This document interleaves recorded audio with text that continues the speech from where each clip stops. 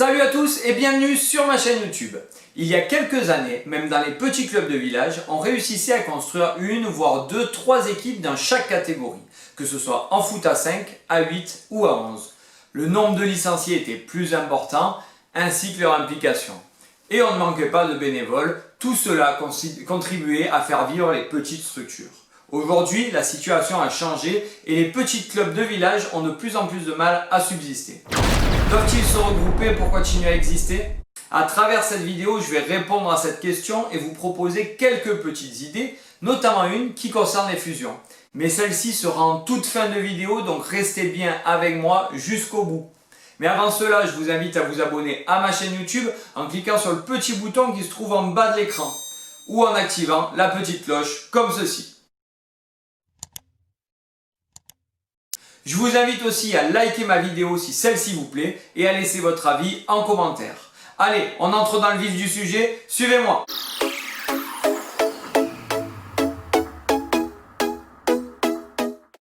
Moins de licenciés, des aides qui diminuent, des familles qui s'engagent dans une association comme si elles achetaient une prestation. Malheureusement, c'est la dure réalité de notre quotidien aujourd'hui.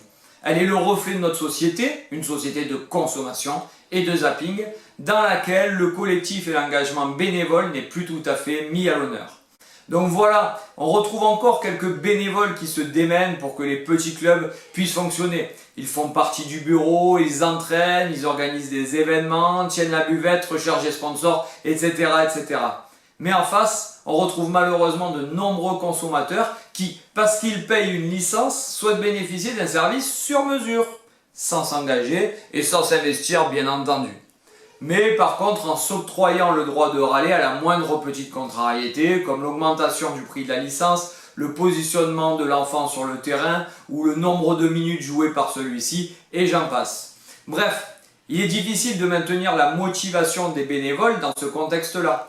Et dans les clubs qui n'ont pas les moyens de rémunérer des éducateurs, il n'y a encore que les papas pour encadrer les équipes. Et oui, même si de nombreuses personnes disent que c'est une mauvaise idée, que c'est pas bien pour l'enfant, etc., s'il n'y avait pas les papas, il n'y aurait plus beaucoup d'éducateurs, il n'y aurait plus beaucoup d'équipes et plus beaucoup de clubs. En même temps, je vais vous dire, si je n'ai pas mon enfant dans l'équipe, pourquoi je donnerais de mon temps et je m'investirais pleinement, puisqu'à la moindre erreur ou à la moindre divergence de point de vue, je vais me faire tomber dessus par les parents de mes joueurs. Donc, je vais dire quelque chose, merci aux papas qui permettent encore à certains petits clubs d'engager des équipes et à des enfants de jouer. D'ailleurs, je vous propose en leur honneur une petite vidéo sur les papas éducateurs que je poste juste ici. Mais outre ce problème d'éducateurs, le problème d'effectifs doit également être pris en considération dans les petits clubs. Ne pas engager une catégorie dans un club est problématique. Ça peut empêcher déjà l'équipe fanion de monter, mais engendrer aussi une fuite de ses adhérents qui ne peuvent plus compter sur un suivi de plusieurs années. Et qui dit réduction des adhérents dit aussi diminution des recettes, moindre attractivité du club, etc., etc. Bref, le serpent qui se mord la queue. Vous devez être quelques-uns à vous retrouver, je pense, dans ce type de description. Ça ne sort pas de nulle part, elle fait malheureusement partie d'une triste réalité qui ne me rend vraiment pas très optimiste sur l'avenir des petits clubs. Pour moi, honnêtement, dans 10 ans, les clubs sans moyens et 100% bénévoles vont progressivement disparaître. Alors comment y remédier? Je ne sais pas si c'est possible, mais je vais vous apporter 3 idées qui peuvent peut-être permettre d'y croire un peu.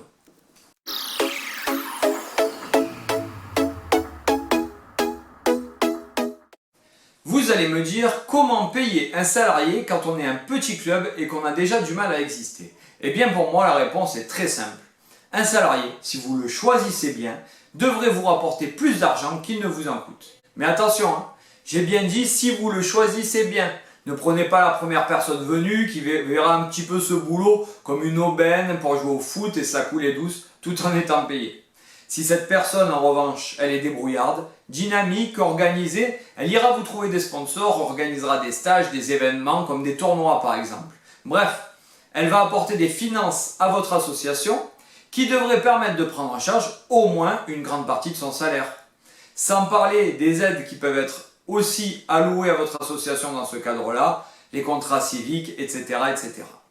Mais vous allez me dire aussi Pourquoi prendre un salarié si celui-ci n'accomplit que des missions qui permettent de financer son salaire? Quelle plus-value pour le club? Alors d'une part, ma réponse est que toutes ces actions vont créer une dynamique dans votre association. Mais son activité va permettre surtout de soulager les bénévoles de l'asso, ce qui favorisera leur engagement dans le temps, car on sait qu'il est dur aujourd'hui de garder ces bénévoles. La présence d'un salarié, si elle est bien prise en charge, va aussi permettre de structurer un petit peu votre organisation. Cette personne, elle aura des responsabilités, des comptes à rendre au bureau, des missions bien précises à réaliser. Si vous réfléchissez bien aux attentes que vous avez et aux objectifs que vous lui fixerez, l'intégration d'une personne à 25, 30, 35 heures doit permettre à votre club de prendre une toute autre dimension. Vu le travail que font des bénévoles dans la vie d'un club, imaginez ce que peut réaliser une personne qui consacre tout son temps de travail à l'association. Fini les tâches répétitives et laborieuses pour vos bénévoles, elles peuvent être à la charge du salarié. D'autre part, vous avez toujours rêvé de mettre en œuvre des projets, des actions élaborées qui n'ont jamais vu le jour faute de temps. Eh bien avec un salarié, ça sera possible. L'intégration d'un salarié, même si elle paraît risquée, est pour moi la première solution que je proposerai aux petits clubs pour continuer à exister. Et aussi pour se développer. Je pense que c'est une solution viable si le choix du salarié est pertinent, attention, et si le risque financier est calculé, en mettant dans la balance le coût annuel du salarié et les recettes que celui-ci garantira à l'association. C'est compris? Allez, on passe à la suite.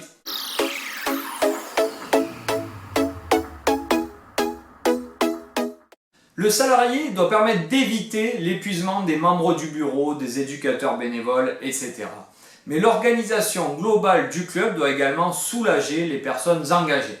Un partage des responsabilités me semble primordial si on ne veut pas tirer sur la corde de certains bénévoles. Quand je vois des présidents d'associations animer les réunions, tenir la buvette, faire arbitre de touche, etc., ce n'est pas possible. Le président préside et doit donc donner les orientations aux autres membres du club. En dessous de lui, on a un trésorier et un secrétaire qui ont des missions et des responsabilités bien précises, mais pas que. Pourquoi ne donne-t-on aucune responsabilité aux autres membres d'une association? Pourquoi ne sont-ils bons qu'à venir filer un coup de main très ponctuel pour porter des tables et des chaises avant un loto, pour faire cuire 3 saucisses merguez le jour d'un tournoi? Pourquoi les éducateurs ne sont-ils bons qu'à entraîner? Pour moi, il s'agirait de découper le club en secteurs, sportifs, événementiels, équipementiers, etc. et de placer un référent sur chaque secteur. Et sur chaque secteur, les bénévoles s'investiraient en fonction de leur sensibilité, leur temps et leur envie. Il faut donner des responsabilités aux personnes. D'une part, c'est valorisant pour eux, et ça permet aussi de répartir un peu la charge de travail entre tous les membres d'un club. Éviter que le poids de toutes les choses à mener dans l'association ne pèse que sur quelques personnes qui finiront inévitablement par abandonner, épuisées au bout de 1, 2 ou 3 années. Donc je vous conseille de structurer votre équipe en trouvant un responsable équipement, un responsable loto, un responsable tournoi, un responsable foot éducatif, etc. Faites que vos bénévoles ne soient plus de simples bénévoles, présents uniquement pour des tâches ingrates, mais qu'ils aient entre leurs mains une vraie responsabilité, un vrai projet qui les motivera et qu'ils s'appliqueront à mener.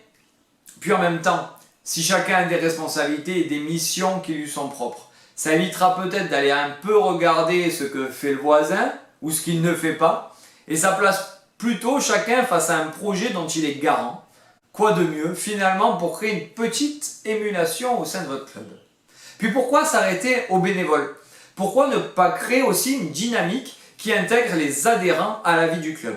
Une adhésion à une association, c'est un engagement, ce n'est pas une prestation.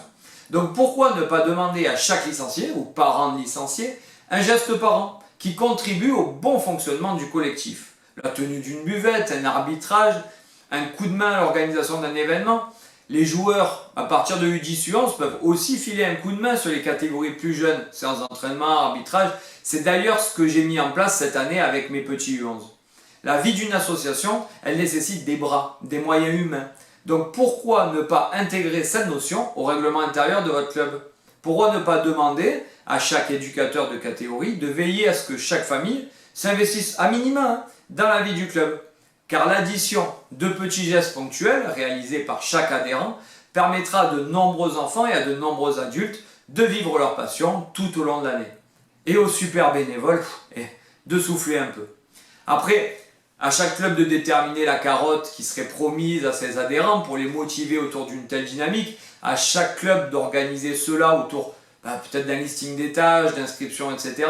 Mais il me semble important de faire comprendre à chaque composante d'un club que l'association ne peut vivre et exister sur le long terme qu'à condition que chacun amène sa toute petite contribution à l'édifice. Quelque chose d'insignifiant comme arbitrer quelques matchs de gamins un week-end, ça prend 2 heures tout au plus.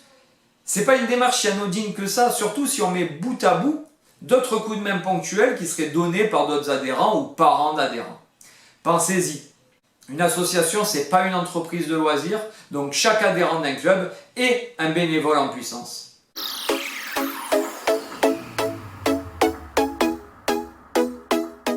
On en vient à la fusion des petits clubs, je vous l'avais promis.